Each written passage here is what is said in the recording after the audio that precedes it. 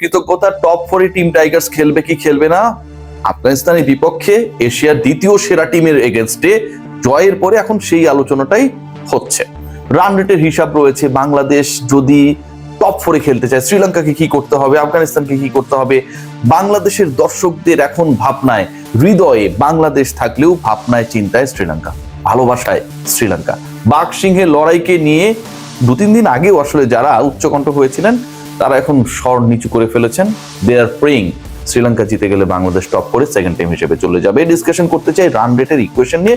এই ইকুয়েশনটা মোটামুটি সমান, মানে এই ইকুয়েশনটাকে যদি আপনি একটা মানদণ্ডে হিসাব করার চেষ্টা করেন তাহলে যা দাঁড়াবে তাতে আসলে খুব বেশি পার্থক্য হবে না। আমরা জানি না আগে যদি আফগানিস্তান ব্যাট করে তারা কত রান করবে, অথবা আগে যদি শ্রীলঙ্কা ব্যাট করে তারা কত করলে সেই রানটা যদি আফগানিস্তান চেস করতে চায় কত ওভারে করবে। সো যেহেতু আমরা জানি না, সেহেতু না জানা ক্ষেত্রে যখন কোনো ম্যাথমেটিক্স মেলানোর চেষ্টা করা হয় তখন ধরা হয়, ধরি ক সমান সমান এটা, খ সমান সমান এটা, এক্স, এই টাইপের করে ছোটবেলায় আমরা যারা অঙ্ক করেছিলাম তাদেরকে সেই ম্যাথমেটিক্সটা প্র্যাকটিস করতে হচ্ছে আমাদের বাংলাদেশের সোনার ছেলেদের কল্যাণে। দেখুন, বাংলাদেশ দলের এই রান রেটের হিসাবটা আসতো না, এত জটিল চিন্তা করতেও হতো না। বাংলাদেশ যদি হংকং এর বিপক্ষে ম্যাচে, যেই ম্যাচে বাংলাদেশ 12 ওভারে 100 করে ফেলেছিল চেস করতে গিয়ে, সেই ম্যাচটা তারা শেষের 6 রান তুলতে খেলেছে 10টা বল, উইকেট হাতে ছিল 7টা। বাংলাদেশ দল যদি শুধুমাত্র জয়ের চিন্তার বাইরে, যেহেতু বাংলাদেশের ম্যাচের আগেই হংকং আফগানিস্তান ম্যাচ হয়েছিল, আফগানিস্তান রান রেট তখন +4 নিয়ে গিয়েছিল, সেই জায়গা থেকে সেই চিন্তা মাথায় রেখে যদি হংকং এর বিপক্ষে বাংলাদেশ আগে ব্যাট করতো, টস জয়ের পরে তাদের যদি তাড়াতাড়ি গুটিয়ে দিত তাহলে কিন্তু সিনারিওটা এতটা ডিফিকাল্ট হতো না। গতকালকের ম্যাচে বাংলাদেশ যে স্কোরটা করেছে আপনারা সবাই দেখেছেন, 154-55 একটা রান না, এই স্কোরটা ওই জাকের আলী অনিক শেষের 11 বলের 5টা যদি ডট না দিতেন, অন্য যে ব্যাটাররা রয়েছে লিটন কুমার দাস কিংবা আমাদের খুবই আলোচিত ব্যাটসম্যান তাওহিদ হৃদয় কিংবা শামীম হোসেন পাটোয়ারি যে স্ট্রাইক রেটে ব্যাট করেছেন, জাকের আলী অনিক নিয়ে নতুন করে আলোচনা করতে চাই না, তারা যদি আর একটু বেটার স্ট্রাইক রেটে ব্যাট করতেন, তারা সবাই মিলে যদি আর 15টা-20টা রান বেশি করতেন, বাংলাদেশের স্কোরটা 180-র কাছাকাছি হতো।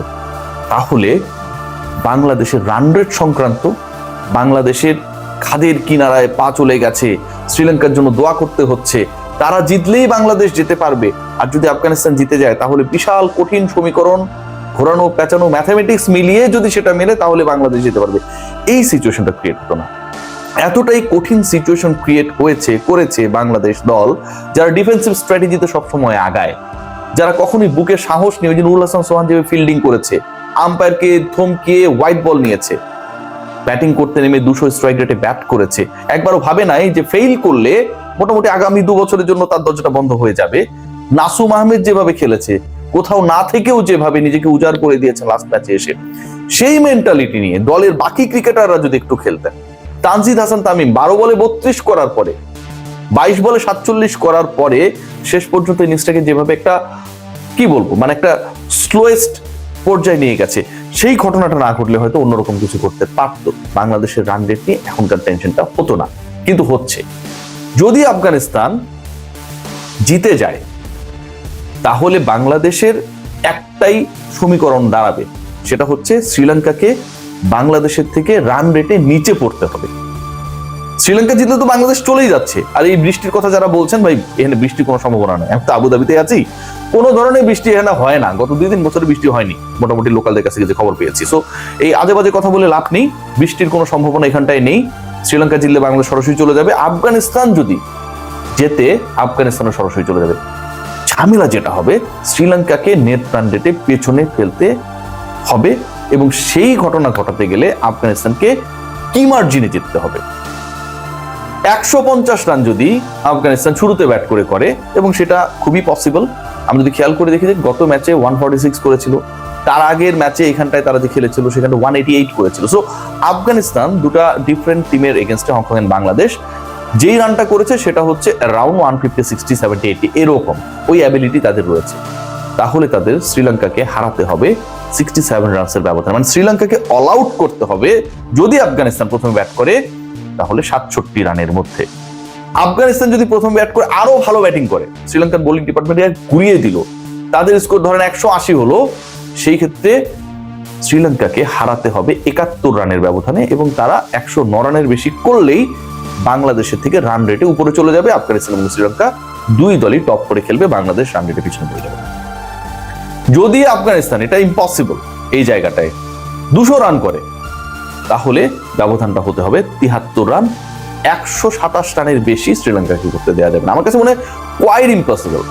মানে শ্রীলঙ্কা যেই দলটা বাংলাদেশকে এখানটায় মোটামুটি কি বলবো, মানে দড়ি বেঁধে নাচিয়েছে বলা যায়। বাংলাদেশ যে টার্গেটটা দিয়েছিল সেই টার্গেট তারা অ্যাচিভ করেছে 32টা বল হাতে রেখে। সেই দলটা 32 বল হাতে রেখে বাংলাদেশের দেয়া লক্ষ্য তারা অ্যাচিভ করেছে। যেই বোলিং অ্যাটাকের বিপক্ষে আফগানিস্তান খেলতে পারেনি, সেই বোলিং অ্যাটাককে তারা চুরমার করে দিয়েছে। অলমোস্ট সেই বোলিং অ্যাটাক, 100% সেটা না, অলমোস্ট সেই বোলিং অ্যাটাক। সেই শ্রীলঙ্কা 83 রানে অল আউট হয়ে যাবে, 109 রানে বেশি করবে না। এটা না চিন্তা করতে গিয়েও আসলে ভয় লাগছে। ধরুন শ্রীলঙ্কা আগে ব্যাট করলো, শ্রীলঙ্কা যদি আগে ব্যাট করে সেক্ষেত্রে তাদের সেই একইভাবে মানে 150, 80, 200 একটা পারফেক্ট ফিগারকে টার্গেট করে আসলে আলোচনাটা করছে। কারণ অঙ্কের হিসাবে যদি আমরা করতে যাই, শ্রীলঙ্কা বা আফগানিস্তানকে আগে ব্যাট করবে আমরা জানি না, 150 কোনো দল করবে নাকি 180 করবে এটাও আমরা জানি না। আমরা ধরে নিয়ে একটা প্রবাবল ম্যাথমেটিক্স এখানটায়, সমীকরণ এখানটায়, হাইপোথিসিস এখানটায় দাঁড় করাতে পারি, এবং এই হাইপোথিসিসটা যেই করবে সবার ক্ষেত্রে হিসাবটা একই রকম হবে, এটাতে কোনো গড়বড় হওয়ার সম্ভাবনা নেই, আগেই বলে নিচ্ছি। কেউ বলবেন না যে অমুক কন্টেন্ট করেছে, সেই কন্টেন্টের সাথে আপনার মিললো কেন। এটা পৃথিবীর যেই বানাবে, যেই আলোচনা করবে সবার ক্ষেত্রে একই রকম হবে। ধরুন শ্রীলঙ্কা আগে ব্যাট করলো and they have scored 150 runs like Afghanistan. Afghanistan আগে ব্যাট করলে যদি 150 করতো, সেক্ষেত্রে তাদের জয়ের ব্যবধান কত রানে হলে বাংলাদেশ জিতে পারতো। উল্টাটা যদি হয়, শ্রীলঙ্কা আগে ব্যাট করলো, সেক্ষেত্রে আফগানিস্তানকে 11.2 ওভারের মধ্যে সেই রান চেস করতে হবে। মানে 11.2 ওভারের মধ্যে 150 চেস করে তাদেরকে জিততে হবে। অনলি দ্যাট পার্টিকুলার সিচুয়েশনে বাংলাদেশের চান্স থাকবে রান রেটে শ্রীলঙ্কাকে টপকে আফগানিস্তানের সাথে, আফগানিস্তান এবং বাংলাদেশ দুজন পরের রাউন্ডে চলে যাবে। 180 হলেও সেটা 11.2 ওভারই করতে হবে, এবং যদি 200 হয় সেক্ষেত্রে এক বল প্রতিপক্ষ বেশি পাবে, 11.3 ওভার। এই যে ঘটনাটা, এর মাঝখানে কিছু ঘটনা হতে পারে। ধরেন হচ্ছে 11.3 ওভার বা 4 ওভারের হিসাব আসলো, শেষ বলে ছক্কা মারলো, প্রতিপক্ষের রানের থেকে 5 রান বেশি হয়ে গেল, এগুলো তো আমরা জানি না, এরকম অনেক কিছু থাকে। বাট যেই ম্যাথমেটিক্সটা আপনাদের সাথে আমি শেয়ার করার চেষ্টা করলাম, যে ঘটনাটা অনেকটা এরকম। বাংলাদেশকে 11.5 ওভারের মধ্যেই যদি শ্রীলঙ্কার দেয়া টার্গেট 150 বা 150 প্লাস হয়, সেটা যদি আফগানিস্তান টপকে যায়, তখনই বাংলাদেশের রান রেট শ্রীলঙ্কার থেকে বেটার হয়ে যাবে, আফগানিস্তানের সাথে বাংলাদেশ পরের রাউন্ডে চলে যাবে। আর যদি আগে আফগানিস্তান ব্যাট করে, সেখানটায় যদি তারা 150 রান পোস্ট করে স্কোর বোর্ডে, সেই ক্ষেত্রে যদি শ্রীলঙ্কা খুব দ্রুত গুটিয়ে যায়, অন্তত সেটা 83 রানের মধ্যে, তখনই শ্রীলঙ্কার রান রেট 83 রানে গুটিয়ে গিয়ে 67 রানে পরাজয় যদি তারা বরণ করে নেয় আফগানিস্তানের বিপক্ষে, বাংলাদেশের থেকে খারাপ হওয়া সম্ভব। সেই ক্ষেত্রে বাংলাদেশ এবং আফগানিস্তান পরের রাউন্ডে যাবে। আর যদি শ্রীলঙ্কা জিতে যায়, তাহলে তো কোনো কথাই নেই। শ্রীলঙ্কা জিতলে তারা 3 আউট অফ 3 ম্যাচেসে জিতবে। আফগানিস্তান টানা 2 পরাজয়ের কারণে 2 পয়েন্টই থেকে যাবে, বাংলাদেশের পয়েন্ট অলরেডি 4। সো আফগানিস্তানের কোনো সুযোগ থাকবে না। আফসোসের জায়গা হচ্ছে যে বাংলাদেশের চান্সেসটা আরো বেটার ছিল এই অর্থে যে রান রেটটাকে আমরা একটু আগে যে আলোচনাটা করছিলাম আরো বেটার রাখতে পারতাম। আমরা এটা নিয়ে কখনো ভাবি নাই, অথচ এই গ্রুপে যে রান রেট ক্রুশাল হবে এটা নিয়ে কিন্তু কখনো কারো মধ্যে কোনো ডাউট ছিল না। 3টা দল, আফগানিস্তান, শ্রীলঙ্কা, বাংলাদেশ, কাছাকাছি মানের শক্তির বিবেচনায়। সেই দলগুলো যখন এক গ্রুপে এবং সেই 3 দলের মধ্যে থেকে 2টা দল যাবে, তখন ক্যাপ্টেন প্রথম ম্যাচ পূর্ব সংবাদ সম্মেলনে আমার প্রশ্নে বললেন, they are right now focusing on win.